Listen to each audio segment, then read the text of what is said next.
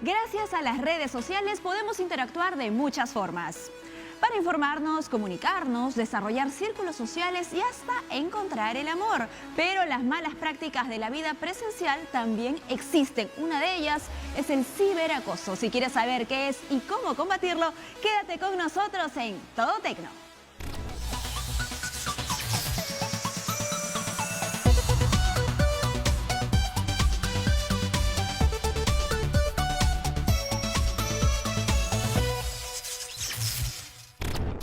El acoso cibernético o ciberacoso consiste en utilizar la tecnología para amenazar, avergonzar, intimidar o criticar sistemáticamente a una persona. En otras palabras, es todo aquello que se publica en Internet con la intención de hacer daño, humillar o molestar a alguien. Este tipo de violencia toma forma cuando la parte afectada considera que sus derechos a la integridad, salud o libertad se ven afectados o vulnerados. Conozcamos cómo se manifiesta el ciberacoso y cómo afecta a sus víctimas en la siguiente nota. Según la plataforma de la ONU, las influencias que dan forma a nuestra identidad proceden principalmente de características protegidas y por lo tanto los jóvenes conceden una gran importancia a su identidad religiosa o cultural, a su sexualidad, a su identidad de género y a su discapacidad. Estos rasgos suelen utilizarse para acosar a una persona en Internet. Los abusos suelen generar un resentimiento internalizado con uno mismo. Es probable que un joven que sufra racismo en línea vea su color de piel como el problema y puede que quiera cambiar su aspecto para evitar los abusos. Además, afirma que quienes debaten sobre política y deporte en Internet tienen más probabilidades de sufrir abusos en este medio, lo que pone de relieve una cultura de intolerancia y falta de respeto a la diversidad de opiniones. Según la página oficial No al Acoso Virtual del Ministerio de la Mujer y Poblaciones Vulnerables, las plataformas más comunes donde se registran acosos es en Facebook, le sigue WhatsApp y luego Instagram. Y según el sexo del agresor, se registran que 65% son hombres y 25% son mujeres. Sin embargo, las mujeres son el 90% del total de las víctimas. En las redes sociales se han identificado varias manifestaciones del acoso: hostigamiento, insultos electrónicos, ciberamenaza, ciberpersecución, stalking, que es la acción de vigilar o espiar mediante Internet, sobre todo utilizando las redes sociales. Cuando altera la vida de la otra persona, ya es un delito. El happy slapping, que consiste en la grabación de una agresión física, verbal o sexual y su difusión online mediante las tecnologías digitales. También está la suplantación, la sextorsión, que es un chantaje sexual, el grooming, que es el acoso de adultos a menores de edad con fines de abuso sexual, y el ciberbullying. El acoso se manifiesta mediante el hostigamiento por mensajes, por fotos y videos en redes sociales o páginas web, correos electrónicos y llamadas telefónicas. No es necesario que el acosador o acosadora sea reincidente. Basta un mensaje ofensivo para considerarlo como tal. Las consecuencias más comunes que se han manifestado en las víctimas de acoso son que tienen más probabilidades de sufrir cuadros depresivos. Además, ven mermada su autoestima y su autoconfianza. Les invaden sentimientos de ira, de rabia, de frustración e indefensión y disminuyen sus relaciones sociales. Para frenar el acoso, los expertos recomiendan prestar mucha atención al tipo de información personal que colocamos en nuestras redes sociales y quienes tienen acceso a ella. Tener cuidado con nuestras palabras e información que brindemos en chats o foros públicos. No responder provocaciones por Internet, sobre todo a personas que no conocemos. Y el consejo más importante es que seamos conscientes que el acoso por Internet no es un acoso virtual. Es decir, no es algo inventado, existe. Hay una persona real del otro lado del teléfono o de la computadora que tiene toda la intención de hacernos daño. Cuando te sientes víctima de hostigamiento o acoso por Internet, guarda toda la evidencia, mensajes, fotos, llamadas. La Policía Nacional del Perú cuenta con la División de Alta Tecnología que atiende estos delitos. Las penas van de 3 a 5 años de cárcel. Si eres menor de edad, no te quedes callado. Pide ayuda a un adulto. Y si eres adulto, denuncia. En internet se puede encontrar de todo, tanto bueno como malo. Preguntemos a Naomi si conoce alguna plataforma que nos pueda ayudar. Naomi, cuéntanos, ¿existe alguna página o páginas que recojan datos sobre el acoso? Hola Mirta, No el Acoso Virtual es un portal habilitado por el Observatorio Nacional de la Violencia contra las Mujeres y los integrantes del Grupo Familiar del Ministerio de la Mujer y Poblaciones Vulnerables. Uno de los aspectos más importantes de este portal es que actualmente es la única iniciativa del Estado recogiendo datos sobre acoso virtual y la violencia en línea a nivel nacional. Muy bien, y el hostigamiento por mensajes o redes sociales es una de las formas más comunes y recurrentes de violencia contra las mujeres. Esta modalidad afecta al 89% de las víctimas y el 61% de estas tienen entre 18 y 29 años. Para conocer más de cerca esta realidad, conversemos con Elizabeth Mendoza de la ONG Hiperderecho. ¿Qué tal, Elizabeth? Bienvenida. Hola Mirta, ¿qué tal? Es un gusto. Gracias por acompañarnos, Elizabeth. Lo decíamos previamente, las redes sociales traen definitivamente muchas cosas positivas, interactuamos con nuestros amigos, parejas, familiares, pero traen también lamentablemente el acoso del espacio físico al espacio virtual. ¿Cuál es el trabajo que viene haciendo en ese sentido Hiperderecho para luchar contra el ciberacoso? Sí, precisamente nosotros desde Hiperderecho consideramos que los temas de acoso son precisamente relevantes y la mejor forma de combatirlo es a través de la información. ¿Por qué? Porque una persona que está informada, que conoce sus derechos, que sabe respecto a los temas de ciberacoso, del uso de tecnologías, entonces va a poder prevenir, va a poder autogestionar una conducta de cuidado y de ciberseguridad. Entonces nosotros, por ejemplo, desde Hiperderecho hemos creado una página que se llama Tecnoresistencias.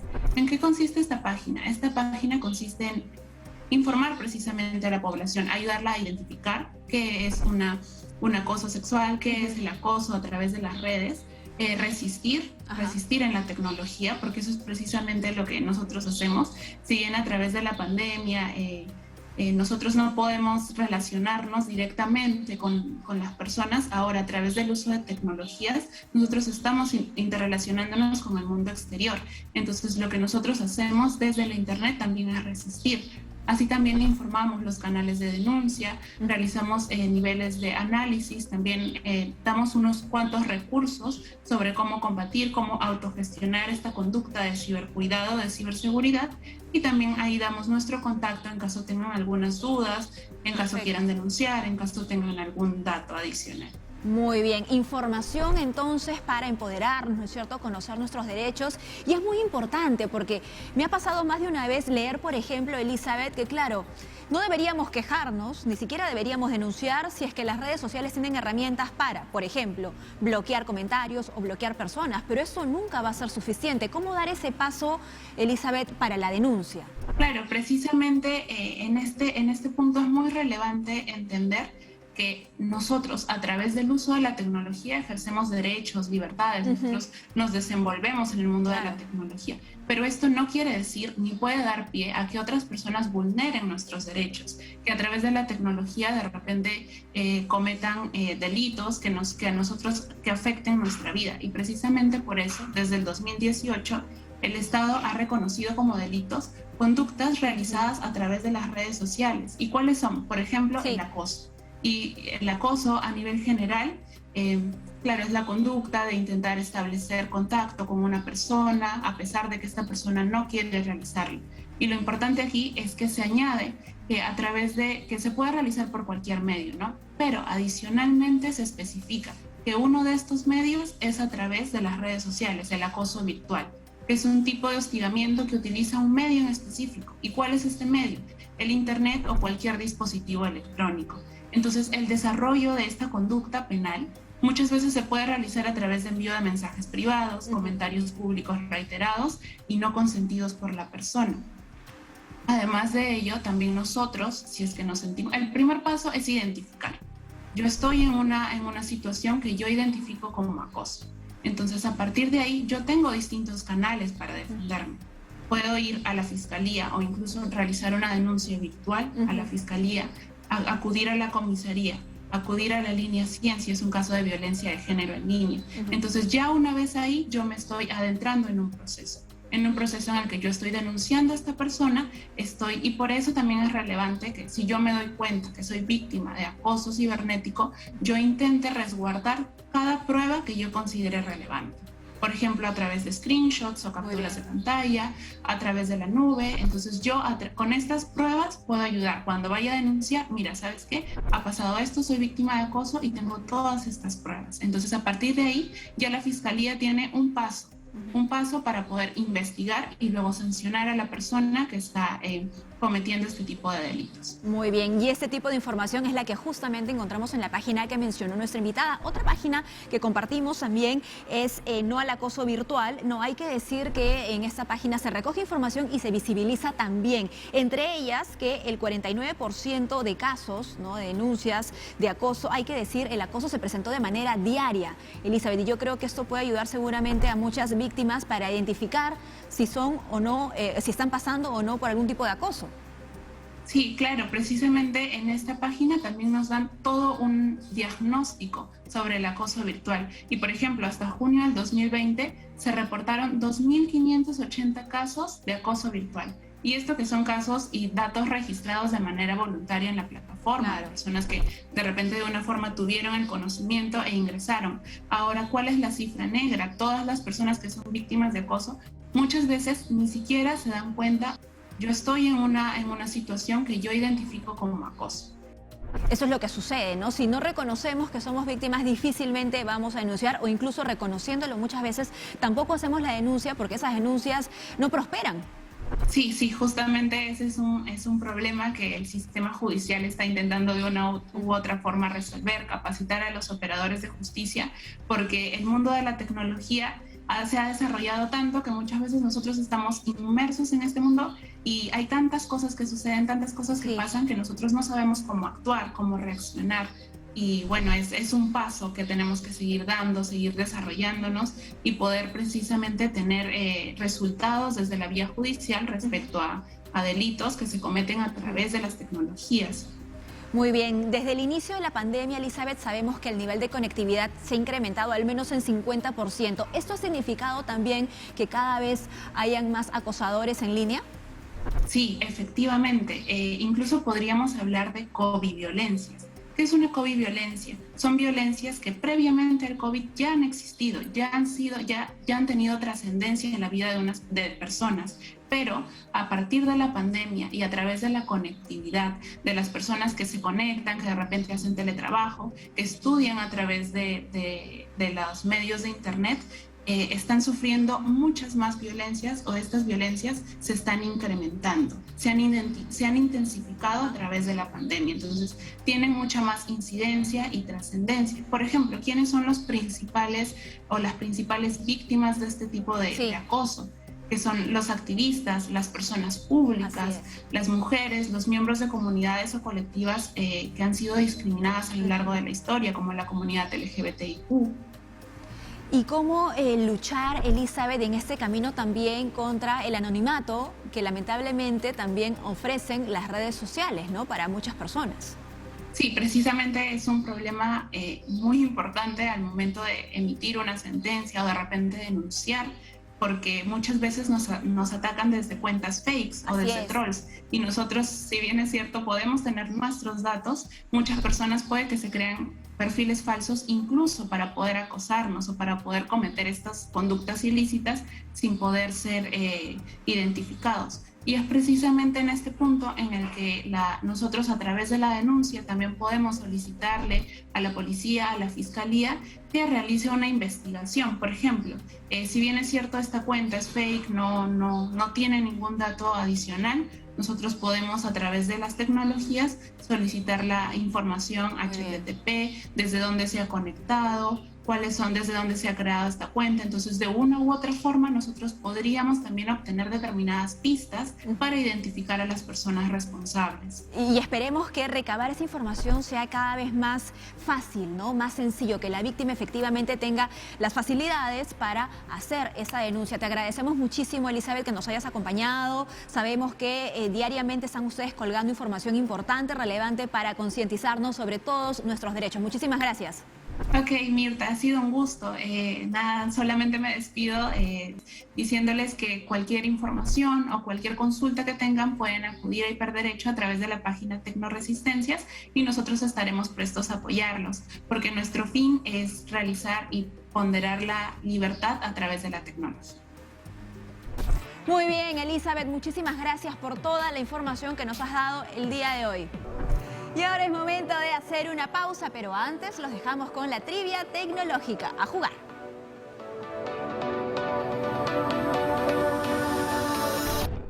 Trivia Tecno. ¿Qué es el grooming? A. Delito que consiste en el acoso sexual y virtual a niños y adolescentes por parte de un adulto. B. Uso de medios digitales para molestar a una persona mediante la divulgación de información falsa.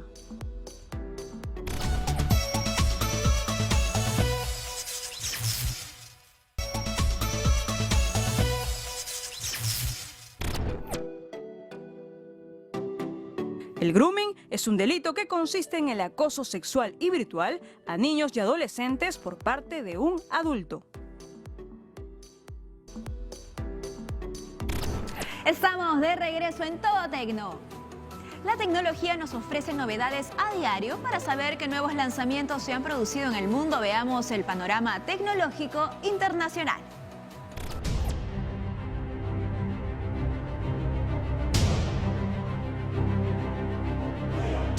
¿Recuerdan que algunos multimillonarios estaban interesados desde hace años en ser promotores de la industria del turismo espacial? En efecto, uno de ellos es Sir Richard Branson, el dueño de la compañía Virgin, quien habría viajado más allá de la atmósfera de la Tierra antes que Jeff Bezos, el fundador de la empresa rival de turismo espacial Blue Origin, arrebatándole el título de ser el primer multimillonario en cruzar la frontera espacial gracias a la nave VSS Unity.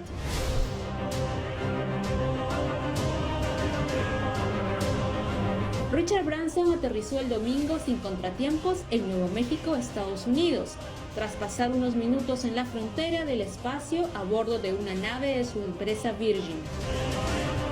Un viaje con el que siempre había soñado y que se ha convertido en una fecha memorable para el turismo espacial.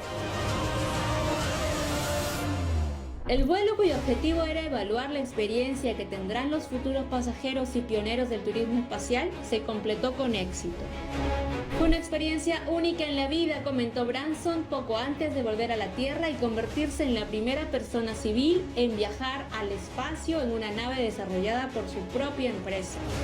Su rival Jeff Bezos viajaría el 20 de julio.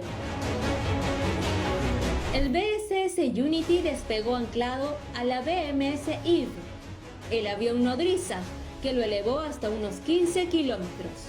Llegado ese punto, se separaron y la nave de Virgin Galactic se encargó de subir hasta los 86 kilómetros, el punto establecido en Estados Unidos para la frontera espacial.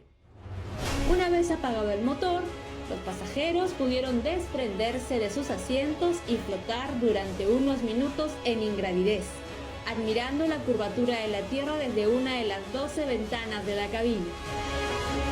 Tras alcanzar una altitud de unos 90 kilómetros, la nave volvió a descender. La nave VSS Unity ya ha llegado al espacio en 3 ocasiones, en 2018 y 2019, con pilotos a bordo, e incluso un pasajero en 2019. Este vuelo ha sido el cuarto vuelo espacial tripulado de la empresa, pero el primero en llevar a una tripulación completa de 2 pilotos y 4 especialistas en misiones. La base aérea donde despegó el avión el domingo es Spaceport America, construida en el desierto de Nuevo México.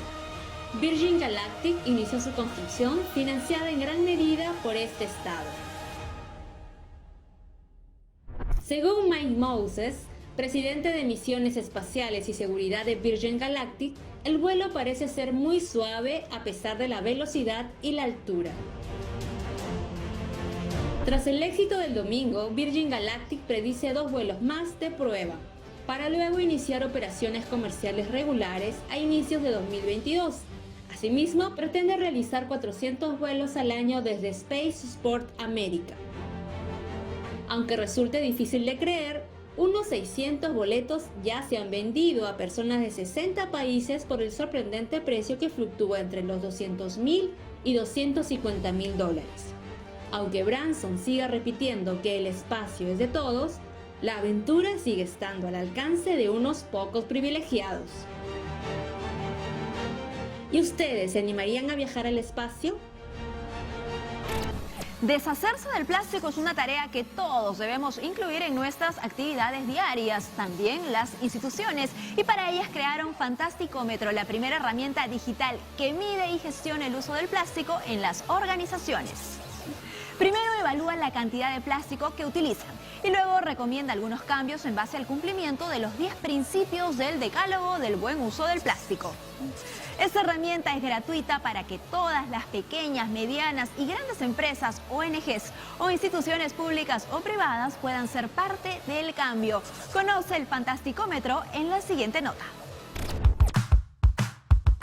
Fantasticómetro es una herramienta digital para medir la gestión de plástico en las empresas y es una herramienta desarrollada acá en el Perú en el contexto de una iniciativa peruano-alemana que se llama Fantástico Menos Plástico. El objetivo es de medir la gestión del plástico en las organizaciones, ¿no? Y es como una herramienta bastante lúdica, también que tiene dos personajes peruanos también, que guían prácticamente la persona que encarga a la empresa por el proceso de esta evaluación. Hay un decálogo con preguntas, ¿no? Que también explica un poco detrás de cada pregunta qué concepto hay detrás. Y en base de esta evaluación, las empresas pueden ver cuánto avanzado ya están. Y lo bueno de eso es que no solamente se puede medir, sino también de acuerdo al resultado de esta evaluación, también esta herramienta da también consejos adaptados, ¿no? Específicamente para esta situación a la empresa de cómo puede todavía mejorar aún más su gestión de plástico. El decálogo guía por los diferentes procesos de una empresa, por ejemplo, partiendo de que si tiene implementada una política, ¿no? Para la gestión de plástico en la empresa y de cómo los aplica en los diferentes ambientes, ¿no? Tanto, por ejemplo, en el tema de los proveedores, por ejemplo, los insumos que adquieren, también en los procesos, y usar también productos que contienen menos plástico o que sean más compatibles con el medio ambiente. Y a su vez también inspira también un poco uno hace más conciencia, ¿no? De realmente de que puede hacer muchas cosas también como empresas. Esta herramienta puede ser usada por diversos tipos de organizaciones, ya sean ONGs, instituciones, empresas grandes o pequeñas y también emprendimientos. ¿Cómo tenemos acceso a Fantasticómetro? Es muy fácil, www.fantasticómetro.com, así es tal como se llama. También si pone, por ejemplo, Fantasticómetro solo en el buscador, también lo va a encontrar. Y también Fantástico Menos Plástico, lo mismo. Ingresa eso mismo y va a llegar directamente a nuestra página y ahí también tiene un link al Fantasticómetro, ¿no? De verdad, quien lo quiera encontrar, lo va a encontrar de manera fácil. Y antes de la pausa te dejo con el vocabulario tecno. Hoy aprenderemos 2 nuevas palabras. Presta mucha atención. Vocabulario tecno. Hater, persona que se dedica a través de las redes sociales a discriminar, denigrar u ofender a otra persona. Troll, persona con identidad desconocida que publica mensajes provocadores e irrelevantes en una comunidad en línea.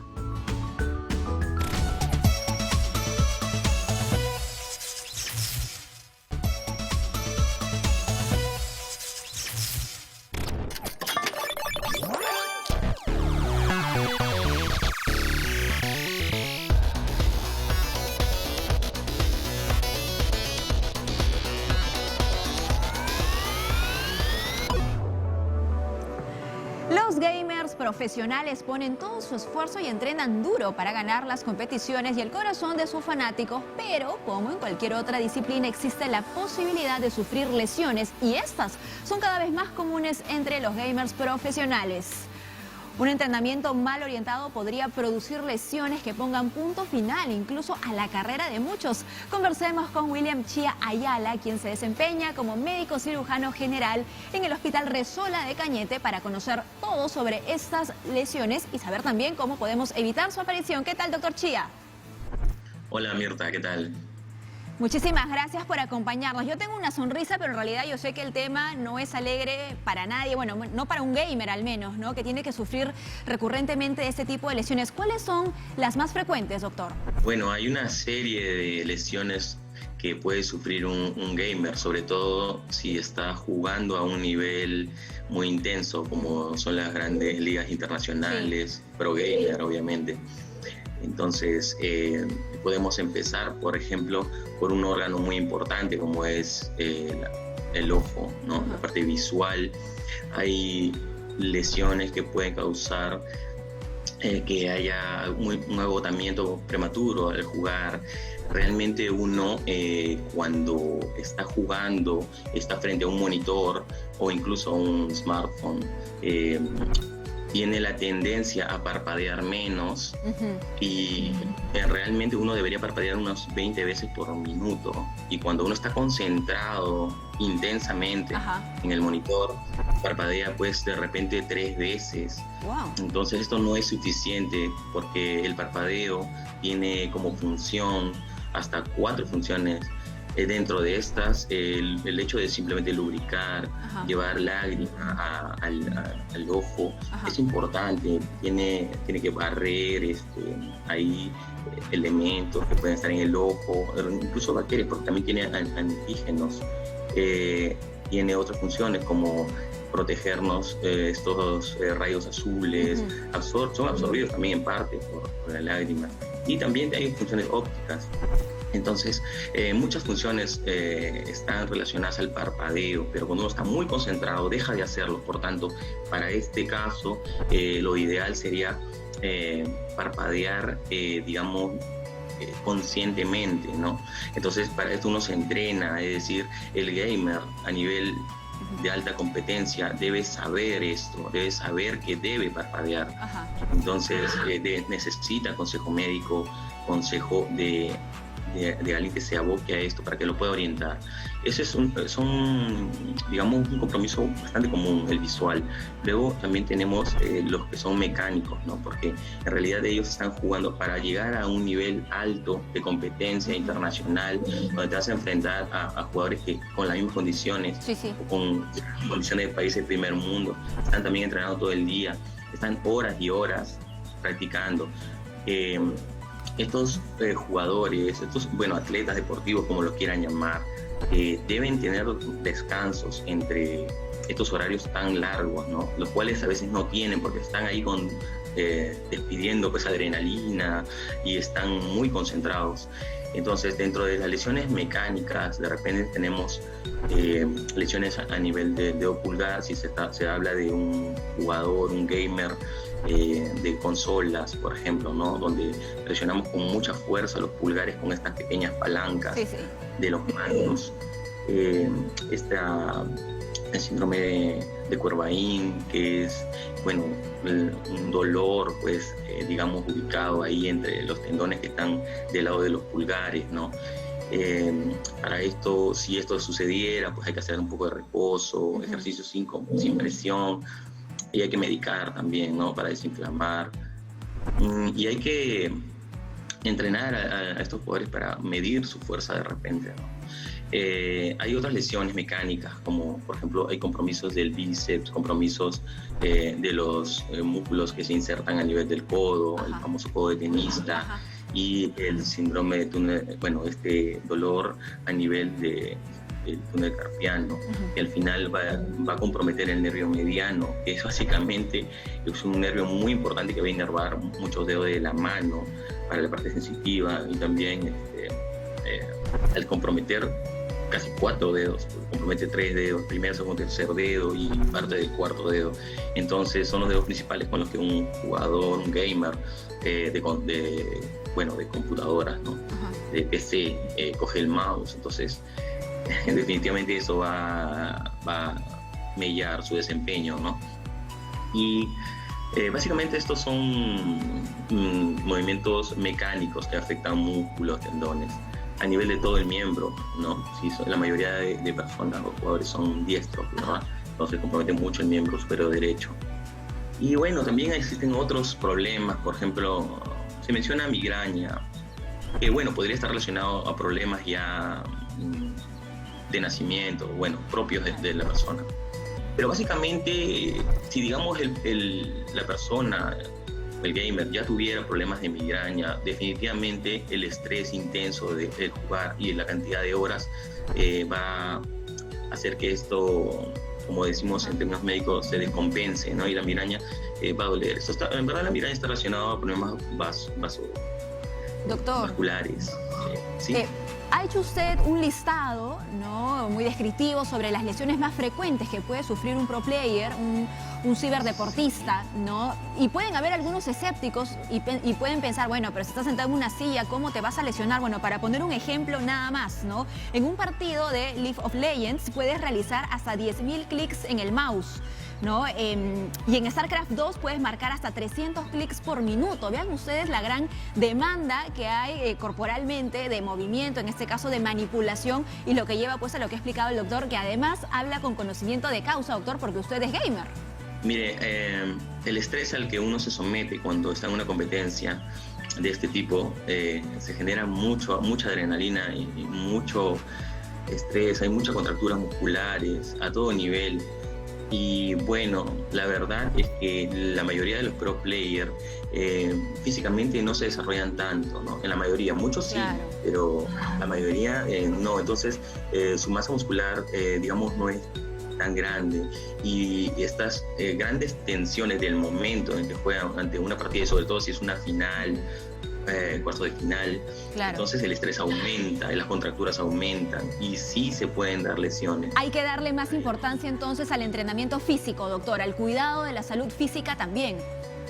Exacto, o sea, el pro player de gamer en realidad necesita un cuidado, digamos, mental y físico, en equilibrio, y eso sumado a que tiene que llevar también una vida ¿no? Lo más normal posible. Y bueno, en verdad sí se puede hacer. Esto es solo, creo que la punta del iceberg. En verdad hay muchas lesiones y muchas están relacionadas también a la postura, al control postural, la famosa silla gamer también. Un día me gustaría conversar sobre eso, desmentir algunas cosas. Queda pendiente, de todas maneras, doctor, conversar también sobre lo importante que es la ergonomía, ¿no? Cómo acompañamos nuestro juego también con ese tipo de mobiliario. Muchísimas gracias, doctor, por habernos acompañado a tomar conciencia entonces de lo importante que es cuidar nuestra salud, y esta advertencia, esta exhortación para los líderes de los equipos, ¿no es cierto?, de las organizaciones deportivas que tienen que cuidar a sus deportistas. Sí, hay un tema interesante también, hay tipos de inteligencia, y eso sería también un capítulo muy bonito para conversar. Muy bien, muchísimas gracias, doctor. Saludos, un placer conversar con usted. Una última cosa. Sí, claro. Sí se puede llevar una vida gamer, una filosofía gamer y desarrollarse en la vida profesionalmente con la carrera que deseen. Y yo soy prueba de eso, ¿verdad? Qué bueno que lo diga. Un saludo para todos y felicidades. Gracias, doctor. Acabar también, ¿no?, con este mito de que los gamers no trabajan o no pueden trabajar, o que no se puede vivir de la industria del gaming. Creo que programa estamos probando efectivamente, y gracias a nuestros invitados, que la industria sigue en crecimiento y que hay muchas oportunidades para los jóvenes en nuestro país. Gracias, doctor Chía. Hasta luego. Nosotros debemos hacer una pausa, pero no se muevan, regresamos con mucho más aquí en Todo Tecno.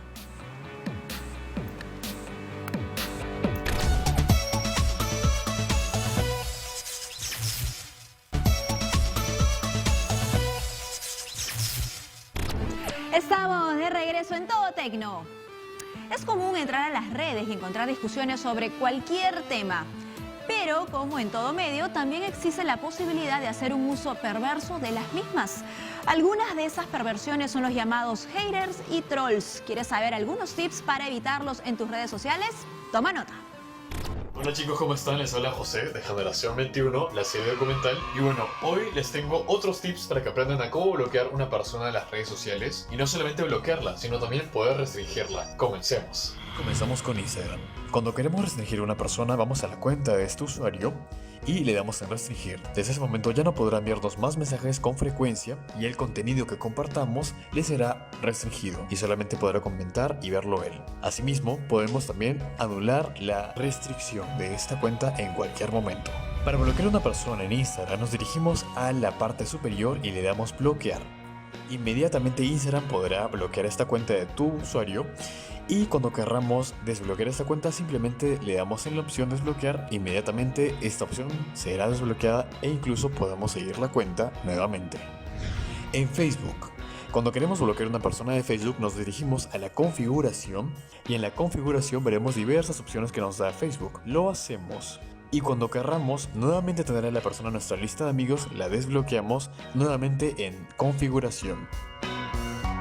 En WhatsApp podemos bloquear a una persona muy rápido. Vamos a la opción de configuración y vamos a la opción bloquear. Tenemos dos opciones, bloquear y reportar y bloquear. En este caso le daremos bloquear o dependiendo de las circunstancias. Para desbloquear a una persona de WhatsApp simplemente le daremos clic a la opción que dice desbloquear y nuevamente el usuario estará desbloqueado. En YouTube podemos bloquear a las personas y solamente se privarán sus comentarios de tu perfil. Se bloquea en la parte superior y para desbloquearlo también se desbloquea en la misma opción. Y bueno amigos, eso fue todo por hoy. No se olviden que siempre pueden bloquear a la persona que no les agrada con solo un clic. Y tampoco se olviden de seguir a Generación 21 en Instagram, YouTube, Facebook y también en TikTok. Y obviamente seguirme a mí. Nos vemos, adiós. Para Sofía Carrillo Segarra, callar no es ni será nunca una opción. A ella desde muy pequeña le enseñaron a no dejarse nunca vulnerar. Graduada como periodista, en estos momentos cursa una maestría en gerencia social y lucha por diferentes causas colectivas que son ignoradas en la agenda pública.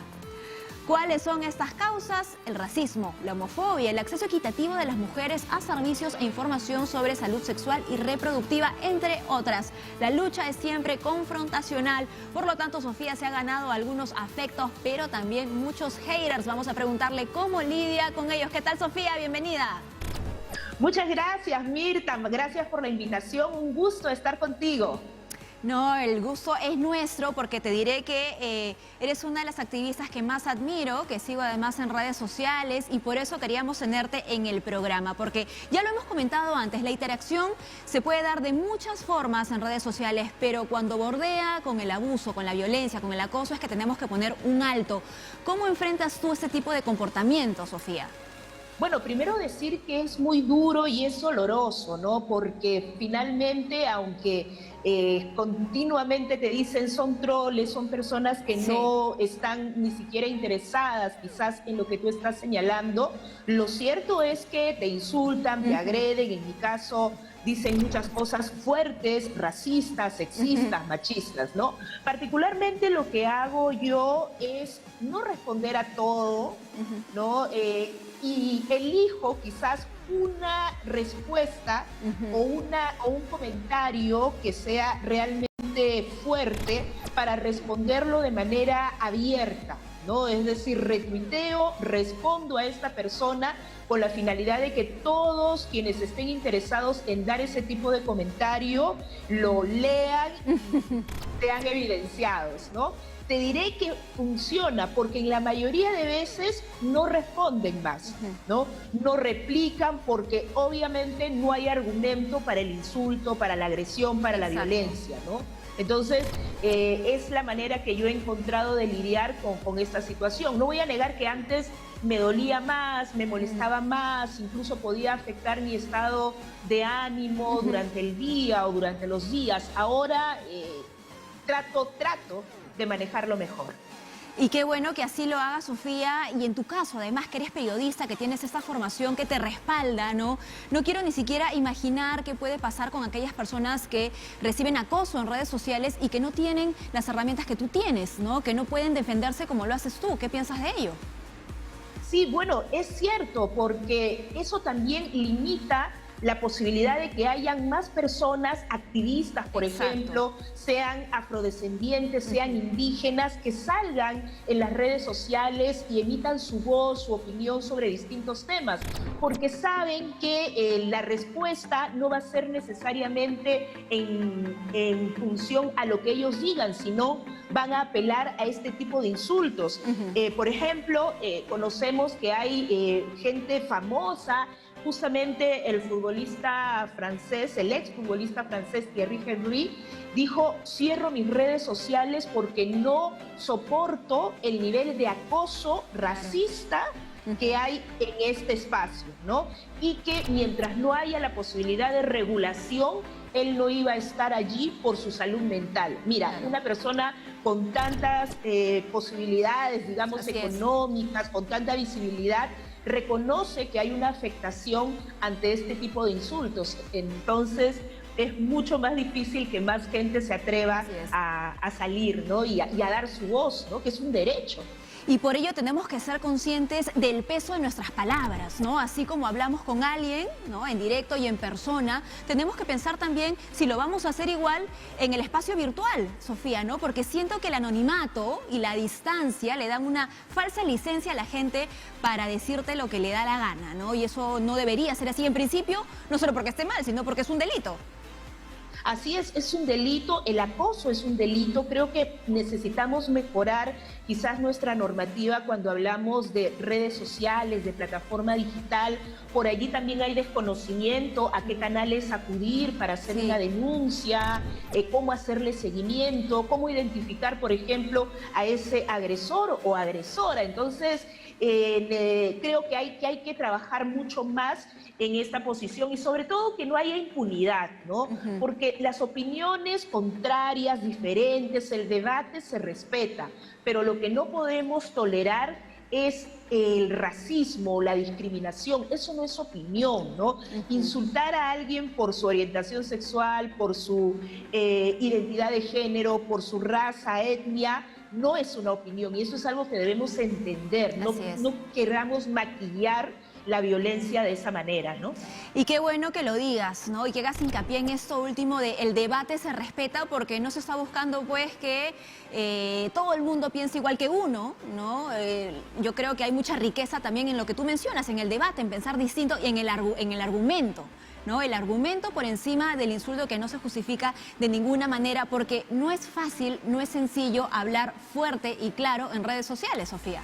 Así es, no es fácil, no es sencillo, y además hay que entender que debemos llegar a un límite en la pregunta-respuesta, en el debate incluso, porque este espacio no va a reemplazar, por ejemplo, un proceso judicial que se quiera seguir a algún agresor, ¿no? No va a reemplazar los espacios de diálogo que debemos generar para analizar situaciones del país, ¿no? Ya sean políticas, sociales. Tenemos que entender que es una interacción rápida, que es un intercambio de opiniones, de miradas sobre determinados temas, pero hasta allí, ¿no? Hay una cultura de la cancelación también muy fuerte, una cultura que se está dando de manera evidente en las redes sociales, pero me parece que el riesgo está en que nos quedemos en la epidermis, ¿no? Y no planteemos los cambios que estamos buscando. Es decir, un activista no está en las redes sociales para ver que gana todos los días ante los troles, ¿no? Exacto. Sino para promover cambio de ideas, cambio de estructuras, y por allí también hay que ser muy conscientes hasta dónde le damos, sin que esto signifique que tengamos que quedarnos en silencio, ¿no? Y no responder cuando se debe. Así es, un activista está por encima de los hashtags, ¿no es cierto?, de las tendencias, está buscando un cambio, ¿no? Y las redes sociales en ese sentido son una herramienta, Sofía, y vayamos por ese lado también. ¿Cómo te ha llevado esto a acercarte a la gente, a enseñarle también el porqué de tus luchas? Sí, a mí me ha ayudado muchísimo, y yo creo que hay un cambio desde cuando se inició todo este trabajo en redes sociales, o incluso empecé a dar mis opiniones sobre temas, sobre todo vinculados a racismo, a machismo, a sexismo.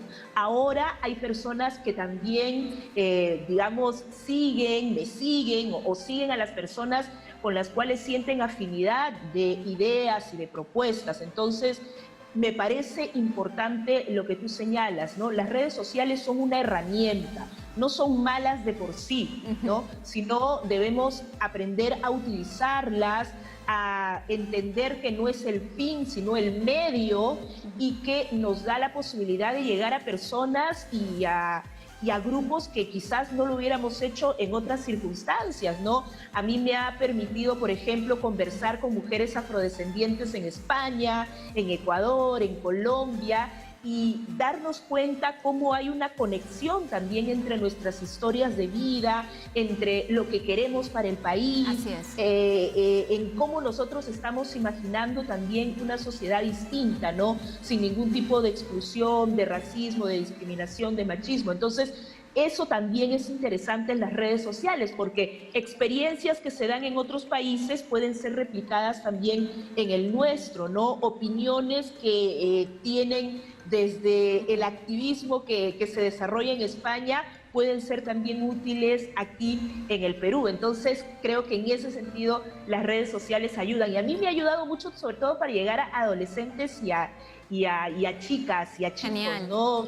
Mujeres que me escriben y me dicen lo que tú dijiste sobre violencia Eso. de género me caló y me ha permitido hablar con mi pareja y cambiar esta situación, porque yo ya no tengo por qué permitir ningún tipo de maltrato. Recuerdo mucho que una señora me escribía así, me escriben al Facebook, me piden orientación también en casos de prácticas discriminatorias. Entonces, eso es lo interesante, lo importante, la posibilidad de lograr esos cambios, ¿no? En espacios pequeñitos y en espacios mucho más amplios. Muy bien, de a poco se puede hacer mucho, definitivamente. Felicitaciones, Sofía, por el trabajo que vienes realizando. Hay que hacer una invitación para que te sigan todos en tus redes sociales. Muchísimas gracias. Muchas gracias, Mirta, un abrazo y un gusto, como siempre, compartir contigo. Nosotros hemos llegado al final del programa. Es momento de cerrar sesión, no sin antes agradecerles por seguirnos en nuestras cuentas de redes sociales. Estamos en Facebook e Instagram como Todo Tecno. Y ya saben, siempre a cuidar mucho su salud. Sigan en nuestra programación. ¡Chao!